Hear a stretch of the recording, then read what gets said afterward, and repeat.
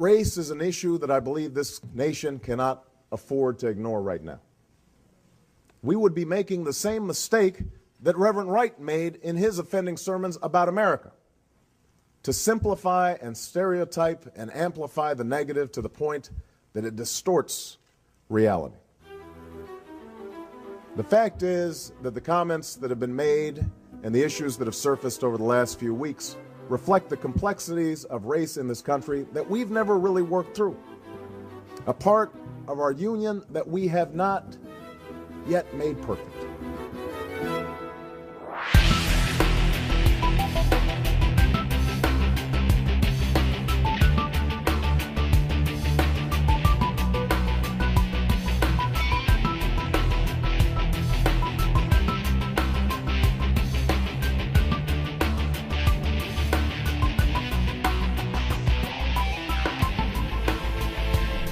I agree with Senator Obama.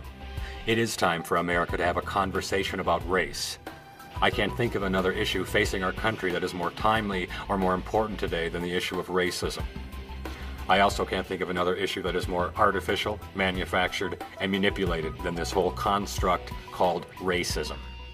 You see, I've grown suspicious of the term itself and of people who use it frequently.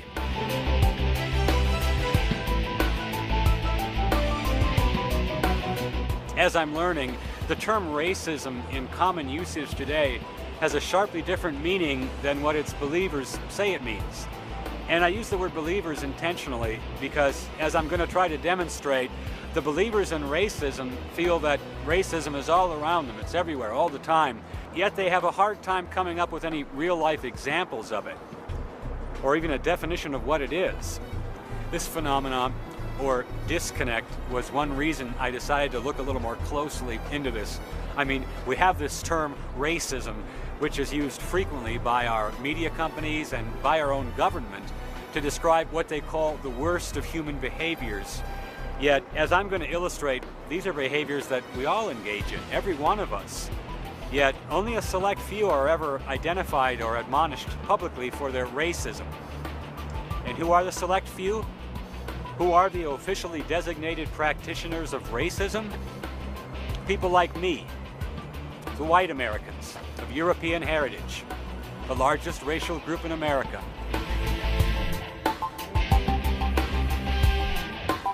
And this is what I'm going to demonstrate. This construct of racism is not an objective term. It has no concise definition. In fact, it's used too often as a tool of intimidation, like a hammer against Caucasian whites. And so for my demonstration, I'm simply going to interview some of racism's believers and look for inconsistencies. And finding believers is easy. I ran an ad in Craigslist for interview subjects under the heading of Ending Racism Now. We'll also stop at a busy street corner in downtown Denver and stop random passersby for their opinions on the subject.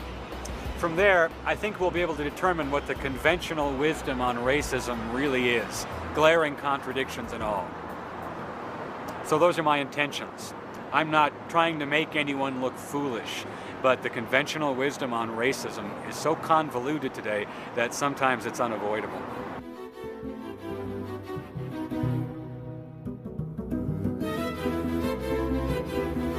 Do you see racism in your daily life? Every day. Every day? Every day. Do I see racism in my life? I see it every day. Every day. I see racism in my daily life almost every place. In my daily life. Do you see racism in your daily life? Yeah, a lot. A lot? Yes. It's still here. It's still here. It's still here. I see racism in my daily life pretty much typically every day, you know. You see it every day, like if you walk into a company and you're the only black person there, or you're the only Asian, or the only gay person, or the only Muslim person. It's not very diverse. Do I see racism in my daily life? I do. I experience it in subtle ways, especially because of where I live. I've lived in other cities where it was more overt, but being in Colorado, everything it's like a subtle undercurrent. I moved away from Denver when I was here before because I felt that Denver was racist, but then I found out all the cities are racist. Phase 1 complete. Racism is everywhere. Now I'll ask the other question. Can you tell me, in your opinion, what is racism? I can tell you what racism is not. To me, racism is when,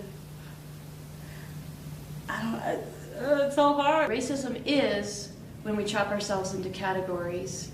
And I'm not sure why we do that, because when you really look at the quantum level or the basic fabric of the universe, there is no separation. You know, I am you, I am the chair, I am the wall, I'm the rug, I'm the rock, I'm the tree, I'm the grass, I'm everything. My definition of racism deals with ignorance and lack of knowledge, lack of tolerance, and putting, it's as if saying, once we put a boundary, you and I can no longer communicate. Obama, I think that people might not vote for him because he's black, and I think that it's the same thing with like sexism, because people might not vote for Hillary because she's a woman. I see that as racism when you look at a person and because of what you've been taught and what you know from your family, what's been ingrained into your psyche, that's where your ideas of racism come from. It's the racial profiling. It's that we have so many people of color, men of color in particular, in prisons. It's the disparities in economic class between different races. The police harassing the homeless people and stuff like that, well, like that could be racism too, because we ain't making an income and stuff. But don't they have to be a different race from the police for it to be racism? No, it don't. Racism could be anything. Like I could be racist against him per se.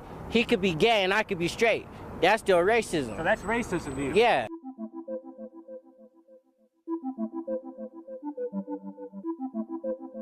That's what I mean by disconnects. I can't think of another word that's more common in usage today, yet so vague and even contradictory in meaning. Can anyone be blamed for being a little leery of such a flexible term? An actual definition of the term would be an important part of any conversation about race, but there isn't one. Or let me put it another way. There are hundreds of subjective, highly complex definitions, some of them paragraphs long. It seems that even our own wordsmiths are having trouble with this one. Some of the more readable definitions include this one from Wikipedia. The term usually denotes race-based prejudice, violence, discrimination, or oppression. Notice anything peculiar about that definition? Yeah? It says usually. You know, I don't want to date myself here, but I remember a time when definitions were, by definition, definite. But in definitions of the word racism today, we find words like usually. Wikipedia continues, the term can also have varying and hotly contested definitions.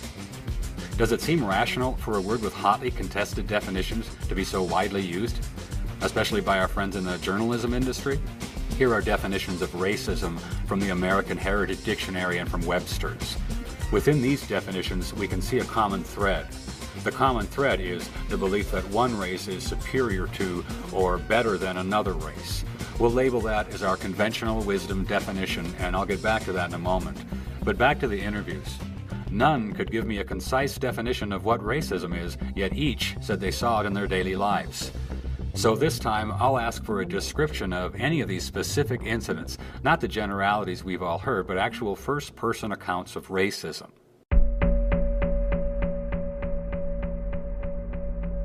Ooh, example. Ooh, man. Example. Oh, I guess, I'll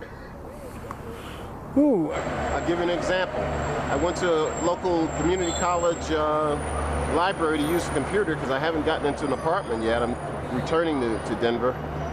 And I noticed that one of the guys that worked in the library, he's staring at me. He's pretending he's going to get coffee, but he's staring at me while I'm using the computer. So then when I leave, he and one of the other librarians, they say to me, well, goodbye now. Like, it gave me the impression they were saying, like, good riddance now. I take the light rail to school every day, and maybe a black person was being loud. And my automatic thought is to think, you know, black people, they're so loud, you know, or black people this or black people that. And it's wrong, and I realize it right away, but it's just the culture that I grew up in, this white culture, and racist culture that we live in, it's just bound to get you in one way or another. For example, I see how my friends have to struggle, my friends who are people of color have to struggle with just getting through the day and dealing with the people that are in their lives or at stores who are giving them a hard time. Say you have a white person come in, they'll greet the white person, and then a black person walks in and they'll get on you and ask you, is there something I can help you with? Can I find you something? Can I interest you in something? They'll pay more closer attention to the black person.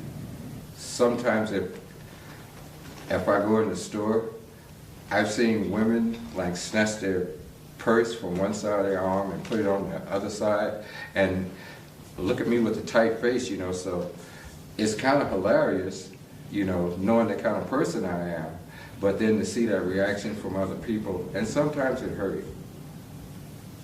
I mean, when you get a hateful reaction out of people that you don't even know, you know it's racism. At least I do. I live in Lakewood, pretty white. And so when I occasionally see black people walking down the street, I don't feel any fear, or certainly not. I don't think of that. I just think, oh, there goes a black person. I mean, it's just because it's odd, because it's unusual. So I think that's, in a way, a kind of racism. Like if I'm at work and I'm talking on the phone with someone, and I'm talking with a coworker who is not black or whatever, they say, "Oh yes, sister, I understand what you're saying," and it's like, why would you? Are you saying that to me because I'm black? Would you say that if you was talking to like an Asian person? One example is there are more people.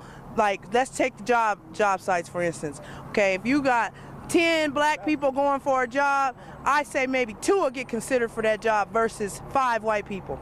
And that can mean any job? Any job. I have a vivid recollection of being in a ski lift line, teenager, and you know, people are talking back and forth, and I made what I thought was a curious comment, and this family who was in front of me, the father turned around and looked at me, and as soon as he looked at me and realized that I wasn't just like him, he just sort of like, his face froze, everything just, and then the whole family just, everybody stopped laughing because it was obviously immediately not funny. Sure, when I was a child, I came up to a water fountain, and the teacher, I put my lips to the water fountain, and the teacher said, "Lane, don't do that. Black people do that." So there I am, I'm a young lieutenant in the Army, and I just got through digging a foxhole with a black lieutenant. And we just dug really deep, and it's hot, and we're sweating, and we're tired. And I take my canteen, and I open it, and I take a drink. He takes his canteen out, and it's empty. Now that's a crisis. What are you going to do? Yeah. And you look at this individual next to you, who's now your comrade at arms, and is going to fight and bleed for your country with you, and you got the same blisters, but he's completely different. And you look at him, and he's got much larger lips, and there's a message in your head that says his lips are dirty, because he might have sucked on a water fountain. What the shit is that? And you look at him, and you make a decision. Right then and there, you say, is he my brother in arms, or is he black? Which decision did you make? I handed him my canteen, and he knew because he was from South Carolina, and he looked at me, and he said, "You want me to use the canteen cup?" Because he knows. And I said, "No, you're my comrade in arms." And he drank, and he licked his lips before he drank, because his lips were dry. And he handed it back to me, and he watched me. And I looked at him, and I drank. And you swapped spit with him? In essence, we swapped spit. I mean, what are you going to do? You share a canteen, and I swap and spit. And at that moment, I realized how much racism was in there, insidious. Well, I am from the South, and every now and then my accent will come out a little bit. And people tell you look a little bit like Bill Clinton? Mostly black. Really? Give me an example of the type of racism you see? Yeah, for one, when you in a car accident, or you go to court, sometimes you're just overpowered because you're white, and there's no help for a black. I notice it in the way people respond to me, the way they respond to my children, the way they respond to my husband and I. We're a mixed couple. And so when we go places, I notice people, I notice their response is different to us. Either they'll stare longer or they'll be overly friendly. It's as if they're trying to make themselves more comfortable with us. I date interracially. I get stares from white guys. I was at Adams Mark Club, nightclub, not long ago, and I'm out dancing, and there's this white guy walking by. Oh, you're a good dancer. I don't need to hear that. So what? I'm a good dancer. There's other good dancers too. Then he gets out on the dance floor by himself and he starts dancing like he's some kind of great dancer. Apparently trying to show me up. I don't care. And leave me alone. I date who I want to date. Just so happens I prefer dating white women. When I think of an example of how that plays out, just look at the recent immigration debates. We want to build, a fence, a wall along our border with Mexico, which has brown people in it. But we don't want to build a fence or a border to the north with our Canadian neighbors, which is mostly white people. Why is that?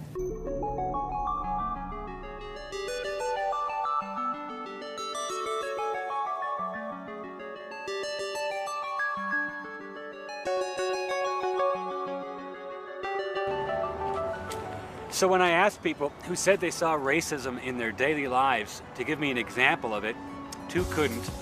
Ooh, example. Ooh, man. Sometimes you're just overpowered because you're white. 4 automatically switch to generalities. Just getting through the day and dealing with the people that are in their lives. Let's take job sites, for instance. They'll pay more closer attention to the black person.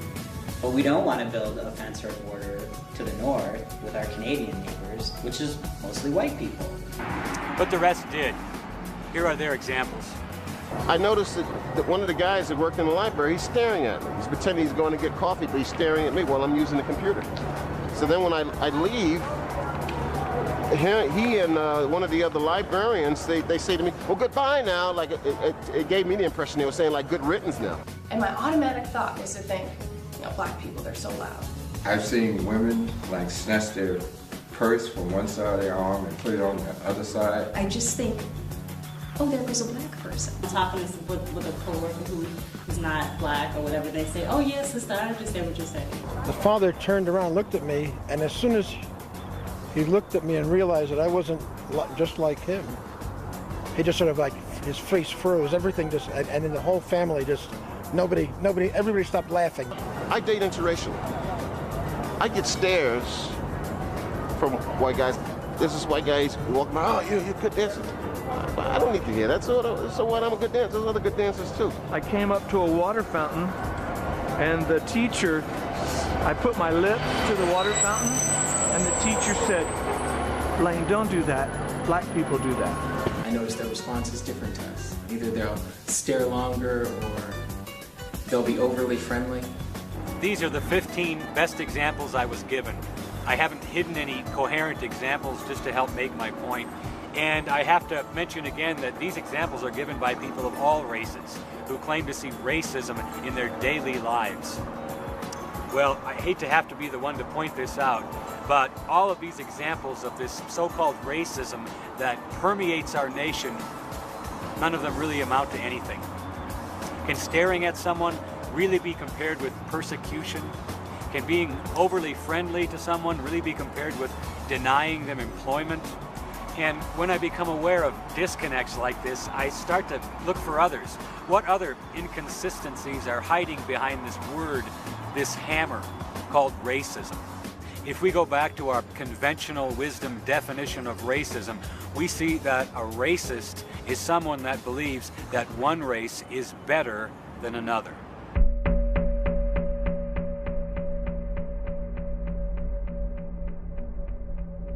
What would you say to someone that said blacks are better basketball players than whites on average? I would say that is true. Would you agree the NBA is 90% African American? Yes, I would. Why is that? Because they think that we're black, that we're better at athletes and stuff like that. As it is now, yeah, I would say that black men are better at basketball than white men. Okay.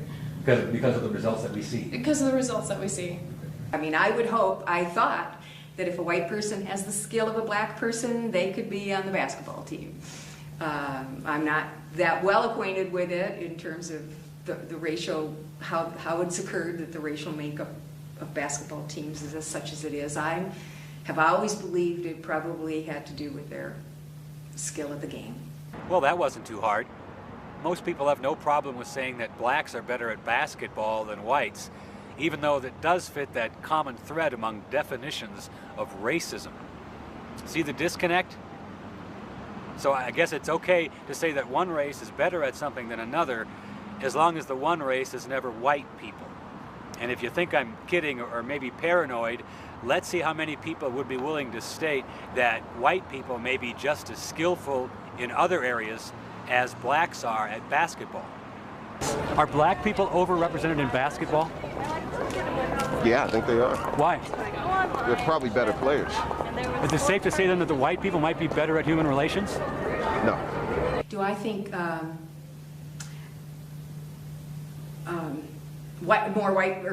there are areas where white people excel and it's due to their skill and that's why more white people are in those areas?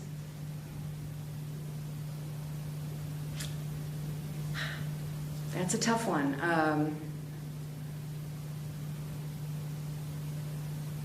I think it could be true, but I don't know what the areas would be. Are white men better at keeping jobs and paying bills than black men? Now that just opens up a whole bag of tricks. That just throws in socioeconomic status, racism, culture, everything. Now, the point I'm going to notice, Tina, was that when I asked you if black men were better at basketball, you gave me basically a one-word answer with a couple of qualifiers. Right. If I asked you if men are better at holding down a job, I got 3 paragraphs. Right. Can you see maybe a different standard that you assign to blacks versus you assign to the whites? No. No? No. Even though you gave me a yes, blacks are better because of the evidence. Mm-hmm. But whites, even though the evidence shows they're better at this, we've got to back up and we've got to really consider this more. Yeah. You don't consider that any kind of a double standard at all? No, I wouldn't call it a double standard at all. So the conventional wisdom is that it's acceptable to acknowledge the skill and ability of certain races in some areas, but no one can seem to find any areas where white people demonstrate their skill and ability. It's another one of those disconnects. I mean, who can deny it? In areas where people of color excel, we credit them for their capabilities. But how do we view areas where whites excel? We condemn them for their racism. This double standard is a clear example of how the conventional wisdom on racism has become itself a form of anti-white bigotry. And I'll demonstrate this by asking about an area where white people do well.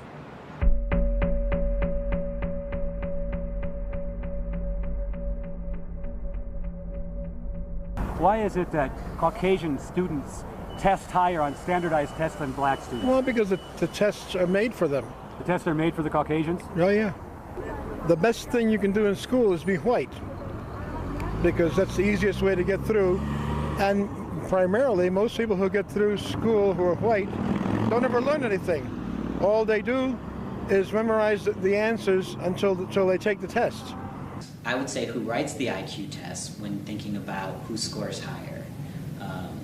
So if you have white people that are writing the tests and creating the scoring for the tests, then of course white people are going to score higher on IQ tests. I know that there's been evidence that the questions are cultured towards the white, or each question is culturally biased towards the white culture.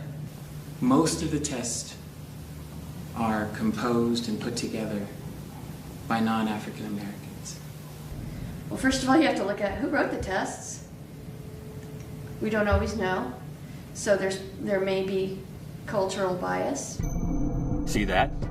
Pick an area where white people outperform others, and the conventional wisdom is that it's not due to their skill, but due to some type of white bias. This is another example of how the conventional wisdom on racism today is actually quite biased against white people. The reason whites perform well on standardized tests is because we cheat. What would you say if I told you that white people write the IQ tests, but Asians always outscore?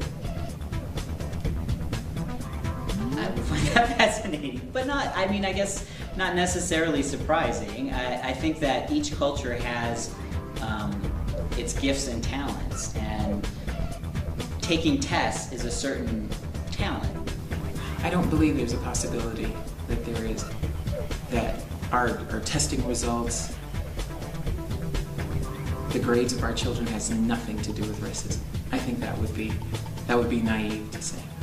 But yet, we still can't come up with an explanation of why the culturally biased test designed by whites actually favor Asians.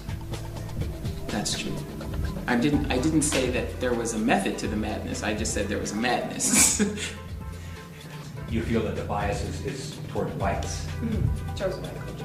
What do you say when people say that these tests that are written by whites, consistently the highest scores are Asians?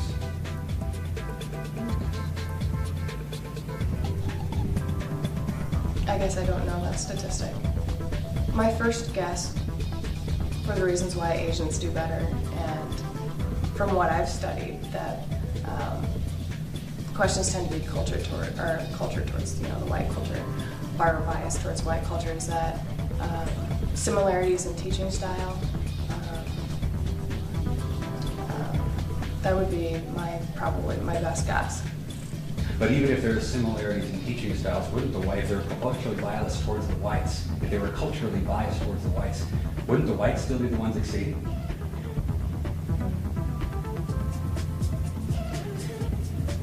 Yeah, if you look at it on face value. If the tests were made for white people, why is it that Asians outscore whites consistently on standardized tests? Well, first of all, Asians have 6,000 years of written literate history behind them. But you said that this tests were made for whites. Well, they're made for people who think a certain way. So Asians and whites think a different way than African Americans do, and Latinos?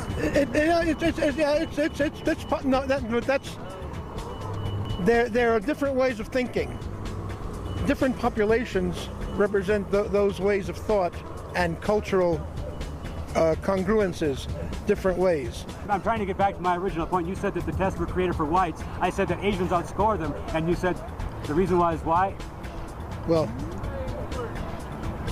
I don't think we have time to cover that right now. This is the unchallenged, disconnected outlook that passes for logic in many of the mainstream of our culture today.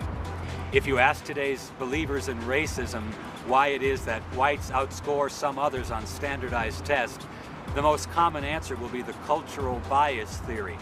Now, if you're rude enough to point out that the fact that Asians have been outscoring whites for decades discredits the whole cultural bias theory, well, believers won't be bothered by pesky facts. Ask them again tomorrow the same question about why whites outscore others on standardized tests, and the answer will still be cultural bias.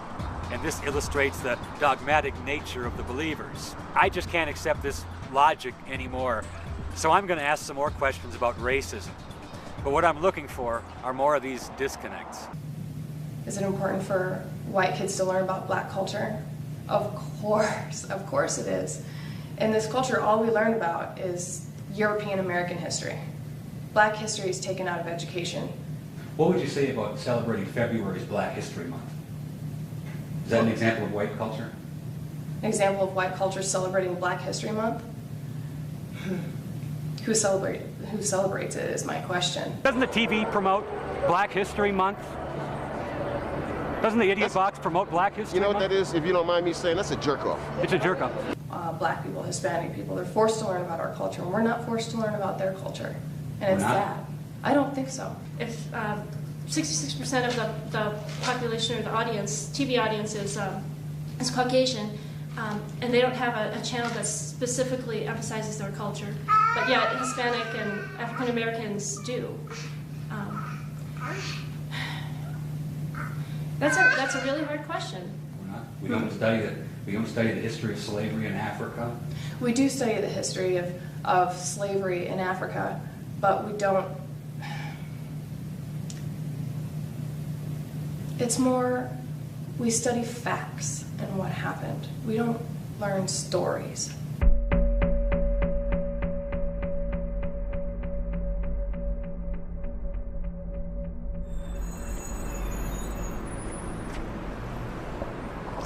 And with all this racism that permeates our country today, I thought it would be easy for people to come up with the name of a public figure who was racist. It wasn't. Of the 50 or so people I interviewed on camera that see racism daily, none could come up with the name of a public figure that was racist. I had to offer a suggestion myself, admittedly to stimulate conversation.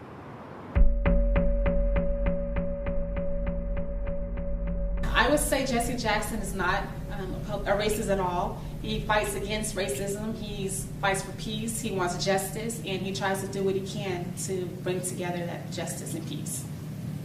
And he wants people to be united as well.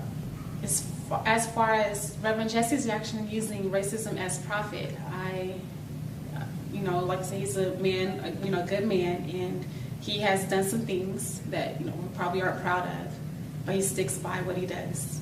Do I think Jesse Jackson is a racist? I guess I don't. I guess I don't. I think he's an advocate for black people, and I was going to say his people, and that's an important role, but I've never thought of him as a racist. So you said that being an advocate for his people, for black people, is a good thing. I do think that. Can you name an advocate for white people?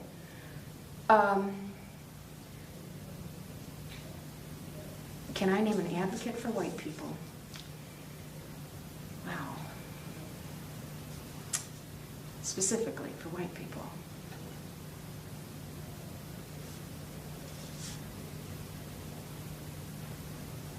Catch that? Being an advocate for one's racial group is an important role, as long as one's racial group is not white people.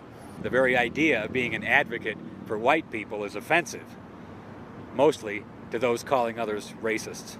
I got the impression on the mall, they have Nicollet Mall in Minneapolis, that it's like this mall here. They want to keep black people off of the mall.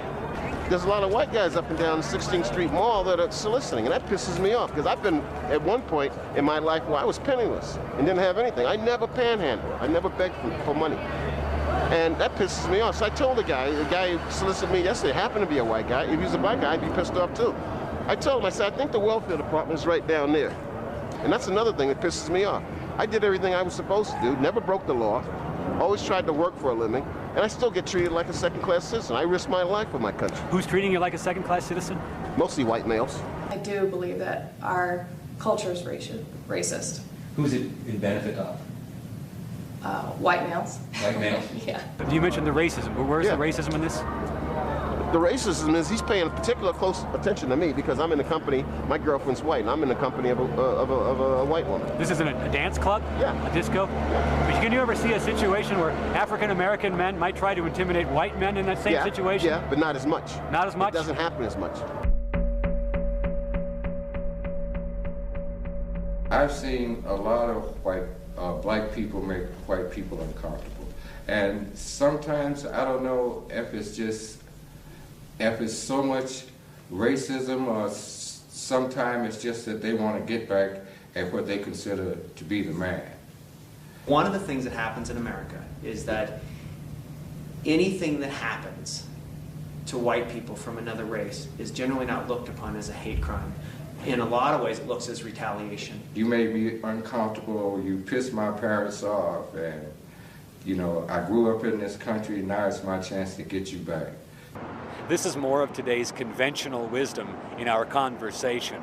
When whites mistreat people of color, it's always racism.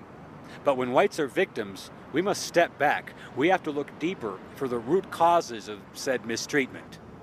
A glaring double standard. Are white people right to be a little afraid of blacks? I'd say yeah.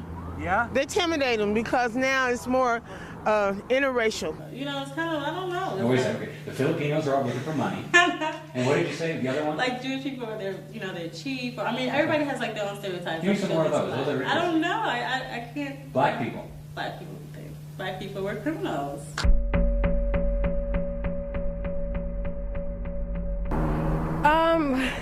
That's a hard question. I don't know. I don't have an answer for that one, actually. If I were to hear someone say African Americans are committing more crimes than whites, I would not be offended because it's true. I see it on the news. When you turn on the news, it's mainly an African American who intruded a home, did a drive-by shooting, gang-related drug bust. So that's all you see pretty much is African American crimes. So no, I would not be offended, but I would agree. If you're thinking of a black person and the stereotype you've ingrained in your head is this, this person is maybe a criminal. Why do African Americans get the bad rep? Because we do the most crucial stuff right here. We're just like on that point where like, if we want to do something, we'll do it and not think twice about it and just go out there and do it again and again, or do it even more worse than we did before. African Americans are involved in gangs, they're involved in drugs, they're involved with just the street life. If someone were to feel that blacks are more criminally inclined than whites, would they have any justification for that? Unfortunately, I think yes. I don't feel like I have to go through all this racism stuff because I'm African American. Now, what would you say to the guy that says, hey, you know what, African Americans commit half the crimes in this country. Of course we should look at them more carefully. Damn. I mean, we do some crime around here, but I'm not going to say we do half of the crime. Yeah, African Americans are like that, but it's not all African Americans around here doing all the crime like that. There's all sorts of other ethnicities that do all that. If you were a taxpayer, I was a taxpayer, and you heard about somebody breaking into a house, how would you feel if you saw the cops beating them down? On some real shit, I don't know. I'll probably try to tell them take that to the courts, because I don't see how they gonna beat somebody up. Yeah, they broke into a house, they was in the wrongdoing, but at that same point, you can't just beat somebody up because they broke into a house. How about if they broke into your house? If they broke into my house, I promise I'll kill them motherfuckers. Now, what would you say to the guy that says you're making the definition of a criminal? Well, I already know I'm a criminal. I've been locked up since I was 11. But you say the cops are racist, but yet you're saying you're a criminal. I'm a criminal, but yeah, on that same note, when we're not doing nothing, that's when they want to come up here and fuck with us. Most of the violent crimes are committed by white males. I mean, who are all the mass murderers out here? They're not black people. All of the mass murderers you're saying are white? Majority of them are white, or Hispanic. How about the majority of the armed robbers and the rapists? Aren't they black? No. No? I don't think so. A common debating tactic of the believers is to flat out deny facts that we all know to be true. When Martin employs this tactic, he places the burden of proof upon me, knowing full well what a distasteful job it would be researching rape statistics.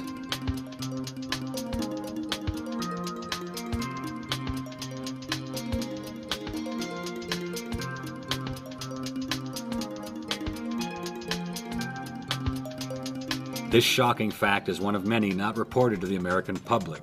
We're bombarded with messages telling us that racism is evil. But if selecting people for discrimination based on their skin color is racism, and it's a bad thing, well, isn't selecting people for rape because of their skin color also a bad thing? In fact, isn't it a much worse thing? And that's quite another disconnect. In other words, the conventional wisdom on racism says that I should be concerned when I hear that somewhere a white person might be persecuting someone because of their skin color. I should make it my business. Yet, God forbid that I become concerned when I hear that white women are being raped because of their skin color 100 times a day right now in America. Well, we know what happens to people concerned about those facts. They get stereotyped as haters, and their opinions have no place in the public forum. Are the contradictions starting to become visible? You mentioned, you used a term, people of color. So who are not the people of color? Well, I would say white people are not people of color. So you're saying that it's impossible for a black to be racist? Yes. How many of us would keep using this word, racism, if we found out that to a good many people it can only really mean one thing: a bad white person?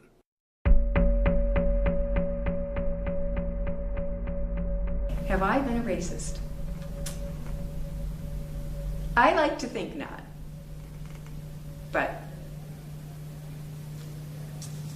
And I hope not. I think that all of us growing up in this culture and in this life are a little bit racist. Am I aware of my racism? Yeah. I'm aware of my racism, where a lot of people I don't think are. The conflict is you don't want to be a racist because you're black. Are you a racist? No, not at all. At least that I know.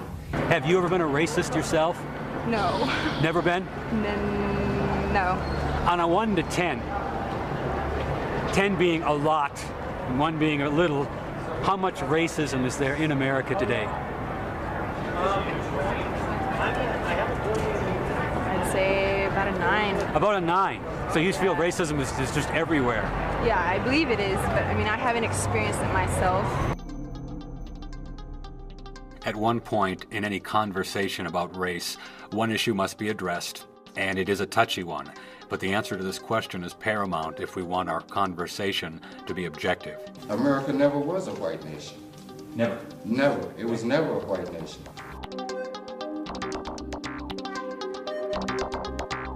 If you want to get to whose country it was the Native Americans. Caucasians came and took that land from them. Europeans. Europeans stole their land. Matter of fact, this isn't even their country. They came and took a country, you know, from people that opened their arms to them with love, and they deceived them. The American Indians were oppressed and slaughtered in droves by the Europeans.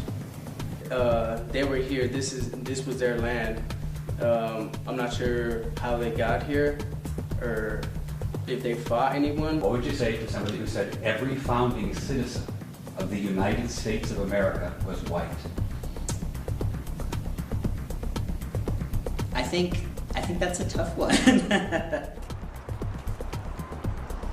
What would you call a nation where every single citizen was white and where immigration was restricted to white Christians? Would that be a white nation? Why does this matter? Are we a white nation any longer? Once again, because of the disconnect, because of the anti-white bias that lies within the conventional wisdom on racism. Once again, if you accept the fact that America was founded as a white nation, then you must also accept the fact that her founding principles, which separate America from all other nations, were also developed by white men, not by a multicultural rainbow. And this fact drives the believers crazy. You see, it's okay to blame whites as a race for fuzzy historical discriminations, but it's a cardinal sin to credit whites as a race with anything. Your forefathers came over and they did their dirty deed and took most of the land, deceived most of the people, and the rest they killed. Now this is fascinating. Paul has absolutely no problem saying to my face, rather forcefully, that my forefathers came here and did their dirty deed. Now, the fact that he's completely wrong is so easily overlooked by today's believers, and I'll get back to that in a minute. But what is telling is that Paul has absolutely no problem with assigning collective racial guilt to all white people for presumably the way the American colonists treated the Indians. Can you see the contradiction? It's acceptable today to assign collective racial guilt to all whites for the actions of a minute fraction of them hundreds of years ago. Would it be acceptable today to assign collective racial guilt to any other races, for example, to blacks, let's say for the crimes that they themselves committed in this decade alone? Well, no, that would be racism. Get the picture? And just to clarify, I can trace my earliest ancestors here in America to the 1870s, after our Civil War. No forefather of mine ever killed an Indian or owned another human being, ever. And I'll suggest that there's a large group of white Americans just like me in that respect. We have no blood relatives that ever practiced ethnic cleansing or slavery, yet so many seek to blame us for it. They seek to blame us for crimes our forefathers never even committed, and yet excuse and ignore other racial groups where crime is rampant today. Huh? But I digress. When we talk about Europeans stealing the Indians' land, I have to ask, which Indians are we talking about?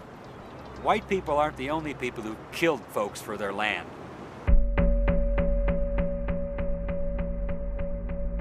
They didn't fight among each other, tribes? Oh, amongst each other, yes. Did they ever try to wipe out whole other tribes? I'm pretty sure they did. The American Indians did fight amongst themselves. Did they ever commit genocide amongst themselves? Absolutely. Yeah, there were warring nations and there were peaceful nations. It wasn't an equal playing field. And what I mean by that is, so when the Indians were conflicting with each other, when the tribes were conflicting with each other, they had similar ways of fighting each other, bows and arrows, spears, fighting, rocks, you know, whatever. And then white folks came across and they had different types of technology. Do I think that Indians killed each other for land before they arrived? I believe that, yes, that the different tribes fought back and forth.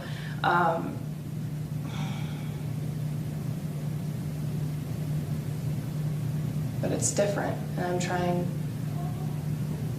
to explain how it's different. Here's the difference. Believers apply one set of standards to whites and another set of standards to everyone else. Isn't what the Caucasians did to the Indians the same things what the Indians did themselves? Yeah. Okay.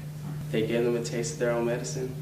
Look, every racial group, ethnic group, just about any other group you can think of today has advocates. Every group, that is, except white people. Don't believe me? Go to any university today and count the classes and approved organizations dedicated to the advancement of specific races or ethnic groups. You'll find thousands, each dedicated to their own race, except, that is, any groups dedicated to white advocacy. There are none. And that's a major disconnect. I mean, let's break it down. Hispanics can be pro-Hispanic without being anti-anybody. Jews can be pro-Jewish without being anti-anybody. Blacks can be pro-black without being anti-anybody. But with whites, it's different. White people cannot be pro-white without being anti-everybody else. And that's a large disconnect. Can you see why I'm leery of the conventional wisdom on racism? The only positions made available to white people on the subject of our own race is indifference or supremacy. So are there consequences to all these disconnects? How would the fact that all races are allowed advocates except whites manifest itself over time?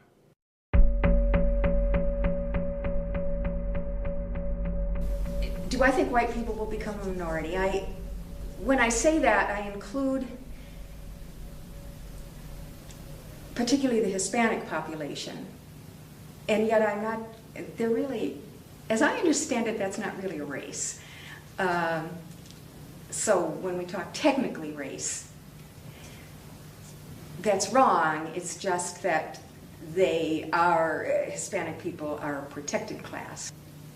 Do I think white nationalists have a point in saying enough is enough when whites are now at 66%, when our founding fathers were at 100%? I guess I don't. I don't think they have a point. I don't appreciate those organizations. But to some extent, I guess I can appreciate maybe their people's sense of loss. But in fact, white folks are starting to be a minority now.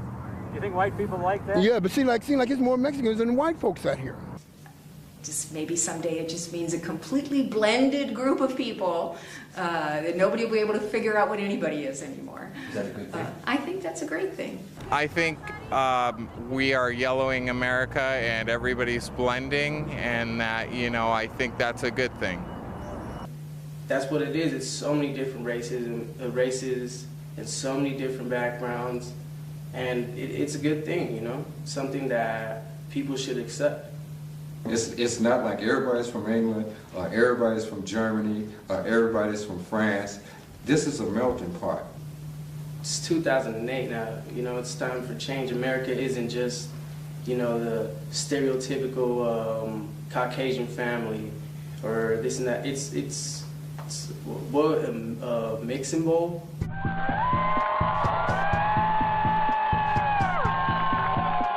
So let me see if I understand the position of those here illegally from Mexico.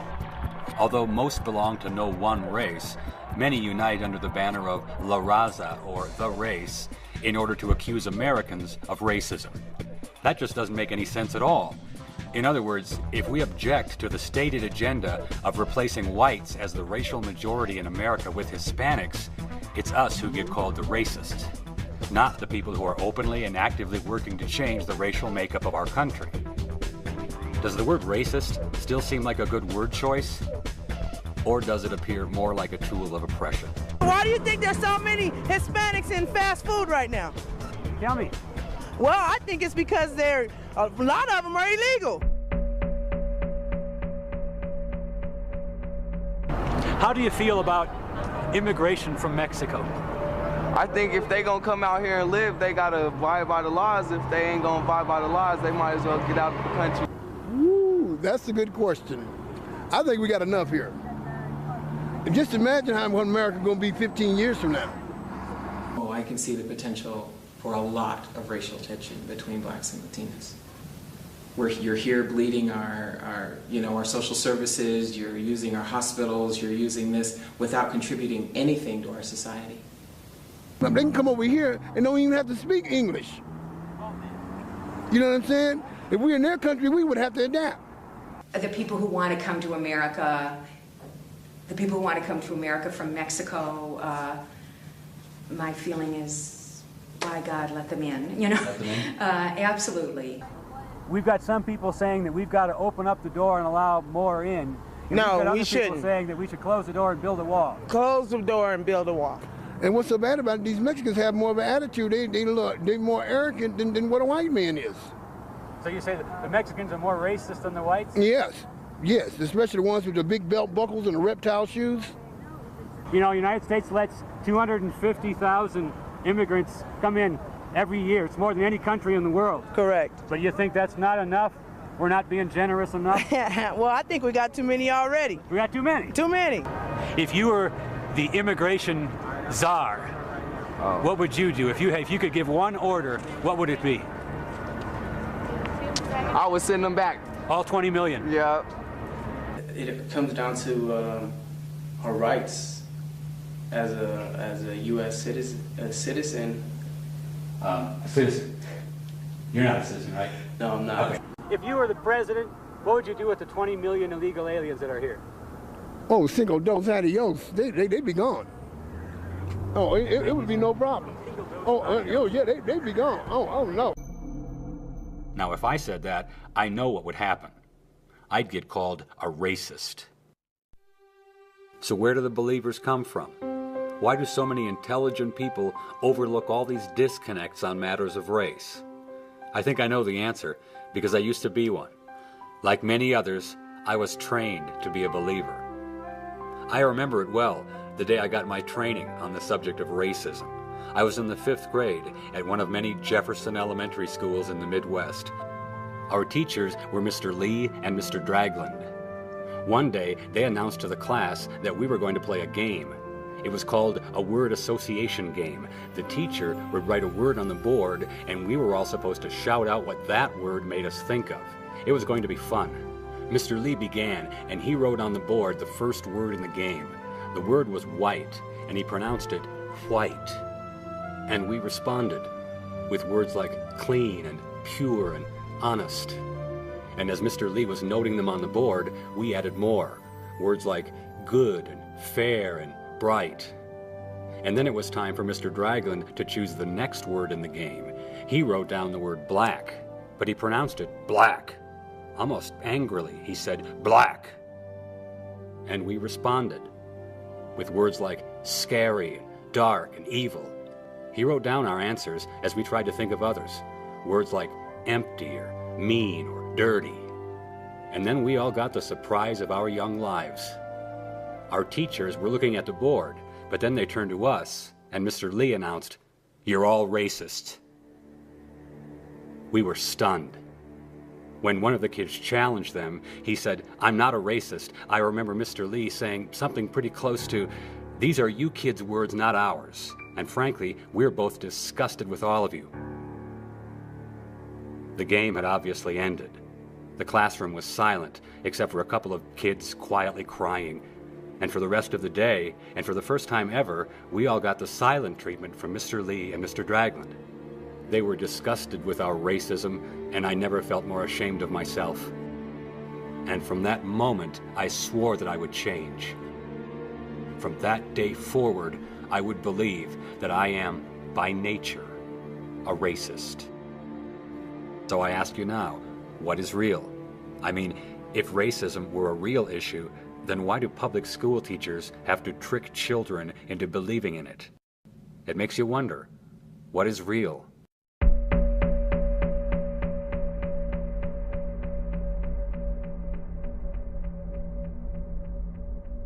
Do you see race as anything other than the color of someone's skin?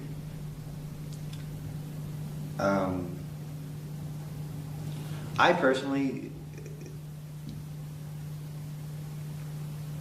personally see race as the color of someone's skin. The idea of race is strictly a social construct. Oh, it's just a distasteful subject altogether to be making judgments or even observations about humans regarding their flesh tone or their body shape. Scientists have came through and proved that we are all the same. So are you suggesting then that race is more of a social construct? Oh, absolutely. So here's some more of that conventional wisdom regarding matters of race. The fact that the different races share between 90 to 98% of their DNA is accepted as proof that the races themselves are not real, but rather a social construct. Now, it's very rude to point out the disconnect in that logic, mainly that the sexes, men and women, actually share more common DNA than is shared between the races. Yet no reasonable authorities are labeling the sexes as a social construct. In fact, the best example of a social construct I can think of is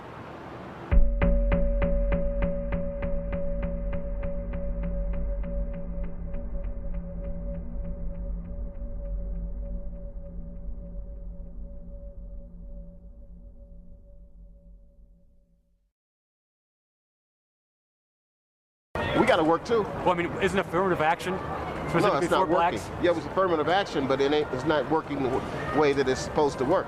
They hire a black female and say, yeah, we hired a minority and we hired a female. We got to Kill double two the birds minority. with one stone. Yeah, Okay. and the black men are left out in the cold. I was born female and have been living somewhat as a male for about 10 years. You mentioned you had a teenage 14-year-old daughter. Son. Son, I'm sorry, I got confused. Yeah. Biological? Yes. So I gave birth to him before I transitioned. For example, a city like New Orleans or Chicago, some people will call them black cities. They overwhelmingly vote for black politicians. Yeah. Is that evidence of their racism? I think they just want to see their own race come up. You said you see racism every day. Can you give me another example? Another example? Oh, I'm fool, man. But really not, I really don't see it that much in this town.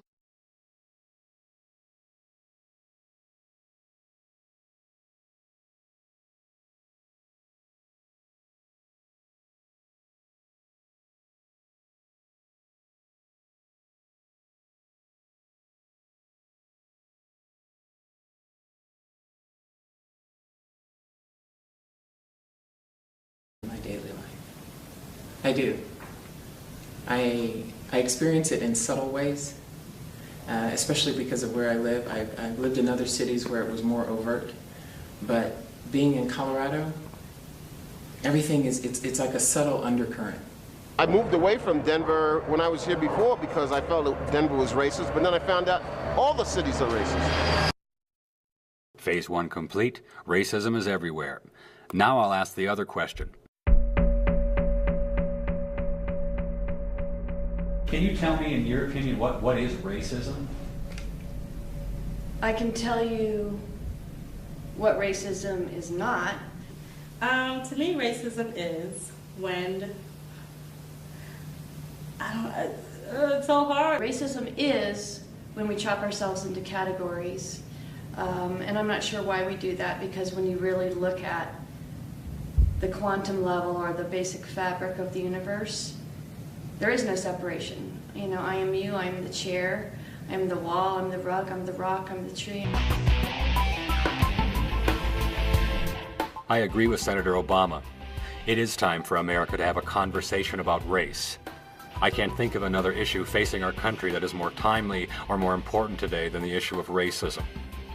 I also can't think of another issue that is more artificial, manufactured, and manipulated than this whole construct called racism. You see, I've grown suspicious of the term itself and of people who use it frequently.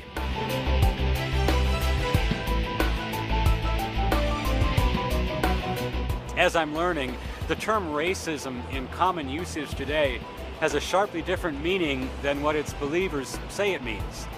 And I use the word believers intentionally because, as I'm going to try to demonstrate, the believers in racism feel that racism is all around them, it's everywhere, all the time, yet they have a hard time coming up with any real-life examples of it, or even a definition of what it is. This phenomenon, or disconnect, was one reason I decided to look a little more closely into this. I mean, we have this term racism, which is used frequently by our media.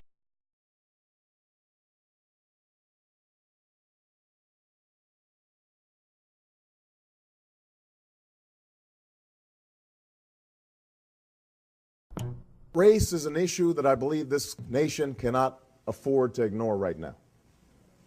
We would be making the same mistake that Reverend Wright made in his offending sermons about America, to simplify and stereotype and amplify the negative to the point that it distorts reality. The fact is that the comments that have been made and the issues that have surfaced over the last few weeks reflect the complexities of race in this country that we've never really worked through, a part of our union that we have not yet made perfect.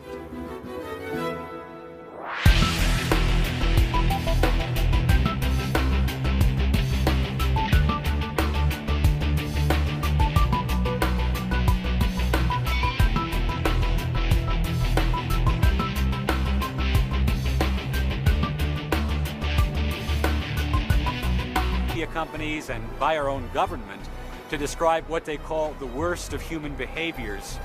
Yet, as I'm going to illustrate, these are behaviors that we all engage in, every one of us. Yet, only a select few are ever identified or admonished publicly for their racism. And who are the select few? Who are the officially designated practitioners of racism? People like me, the white Americans of European heritage, the largest racial group in America.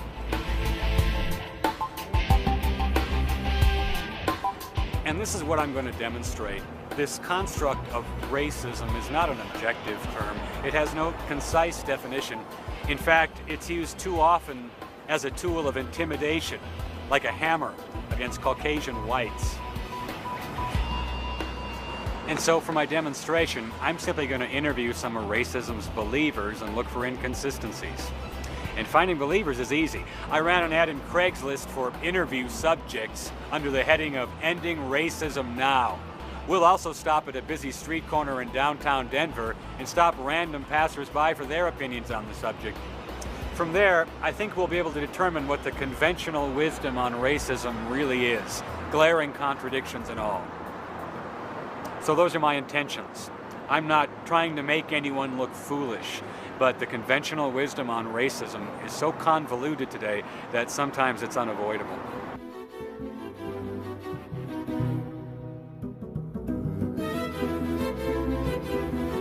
Do you see racism in your daily life? Every day. Every day? Every day. Do I see racism in my life? I see it every day. Every day. I see racism in my daily life almost every place. In my daily life. Do you see racism in your daily life? Yeah, a lot. A lot? Yes. It's still here. It's still here. It's still here. I see racism in my daily life pretty much typically every day, you know. You see it every day, like if you walk into a company and you're the only black person there, or you're the only Asian, or the only gay person, or the only Muslim person. It's not very diverse. Do I see racism